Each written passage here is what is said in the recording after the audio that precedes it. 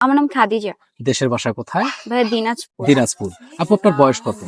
আমার বয়স 18+। 18+ অর্থাৎ হচ্ছে 19 পড়ছে, তাই তো? হ্যাঁ। আপু আপনার ফ্যামিলিতে কে কে আছে? আমার ফ্যামিলিতে আমি আর মাই আছি। বাবা নেই? না। দুঃখজনক বিষয় যে আচ্ছা জি। বাবা কি ছেড়ে চলে গেছে না মারা না, গেছে? বাবা মারা গেছে। মারা গেছে। তো আপু আমাদের প্রতিবেদনে আসার কারণ কি? বেদনে আসার কারণ হচ্ছে বিয়ে করার জন্য। বিয়ে করার জন্য আসছেন। কেন দিনাজপুরে তো হচ্ছে যৌতুকবিহীনও তো বিয়ে শাদী হয়। তা প্রতিবেদনে আসার তো কারণ হয় না। না, দিনাজপুরে বেশি যৌতুক দিয়ে বিয়ে হয়, যৌতুক ছাড়া বিয়ে হয় না। যৌতুক ছাড়া বিয়ে হচ্ছে না।